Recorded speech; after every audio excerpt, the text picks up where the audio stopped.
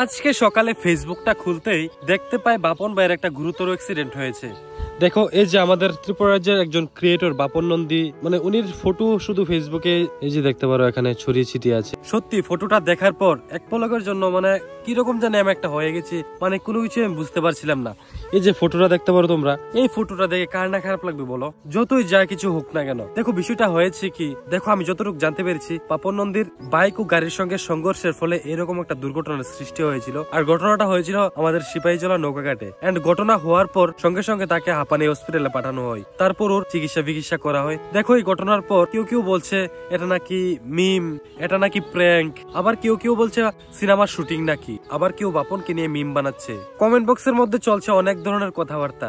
আসলে মানুষটা বাইক ও গাড়ির সংঘর্ষে এখন আহত হয়ে পড়ে আছে হসপিটালে, আর এদিকে আমরা এইসব করছি। দেখো এই যে বাপন মানুষটা কারোর চোখে ভালো আবার কারোর চোখে খারাপ। তো এই মুহূর্তে কি আমরা পারি না বাপন ভাইয়ের জন্য যত সব যা কিছু আছে সবকিছু দূরে সরিয়ে আমরা এই মানুষটার জন্য একটু ভগবানের কাছে প্রার্থনা করতে? দেখো আজকে বাপন ভাইয়ের সঙ্গে এরকম ঘটনা হয়েছে, কালকে আমাদের সঙ্গেও হবে না সেরকম কিন্তু কোনো কথা নেই, আমাদের সঙ্গে হতে পারে। তাহলে যখন আমরা এরকম ভাবে আহত হয়ে হসপিটাল পরে থাকবো, যখন আমাদেরকে নিয়ে মানুষ হাসি ঠাট্টা করবে, আমাদেরকে নিয়ে বাজে সমালোচনা করবে, প্র্যাঙ্ক ভাববে, তাহলে আমাদের কিরকম লাগবে বলো? তো এইটাই, মানুষটা এখন আহত হয়ে হসপিটাল আছে, আমরা সবকিছু বাদ দিয়ে মানুষটার জন্য একটু প্রার্থনা করবো যাতে মানুষটা তাড়াতাড়ি সুস্থ হয়ে বাড়িতে চলে আসে। আমার যতটুকু পার্সোনালি ওপিনিয়ন আমি তোমার সঙ্গে শেয়ার করেছি। সর্বশেষে বাপন ভাইয়ের জন্য আমি অনেক প্রার্থনা করি ভগবানের কাছে যাতে বাপন ভাই তুমি তাড়াতাড়ি খুব সুস্থ হয়ে বাড়িতে চলে আসো। আর সত্যি ঘটনাটা দেখে অনেকটাই খারাপ লাগলো মন থেকে। আমি ভগবানের কাছে প্রার্থনা করি এরকম ঘটনা যাতে আর কারোর সঙ্গে কোনোদিন না হয়।